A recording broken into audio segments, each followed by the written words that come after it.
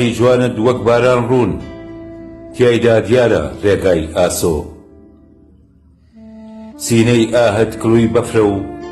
تێڕوانینت تشکی ساڤۆ پەروەرێنێک لە نێو ئاسمان ئەفراندویتی تۆ بۆ ژیان وجودت بۆتە نەریت و پاڵپشتیت بۆ گژمەردوومان عشقت پەیامی ئازادی و خۆنەویسیت چەشنی عیرفان فرمێس کرد چەشنی بارانە و سروشتی جوانیت نزاران ڕووگەت ئاوێنەی ژیانە و هاوتەریبی لە تەک ئیشراق شەوی تارمان چراخانە و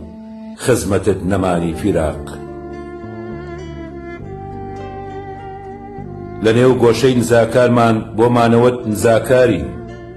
چاکە و سۆزت خەرمانێکە بۆیە هیچ کات بێهیوانین گفتار شیرین دەم بەخەندا ناوازە و عشقێکی ڕەسەن لە خۆ جوانە دکتۆر تەها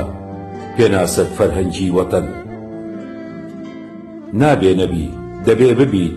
ڕاگری بۆ پەیوەستەی ژین ژینتان خەرمانێک زەمەنە و خوددا هەر پێت بدا تەمەن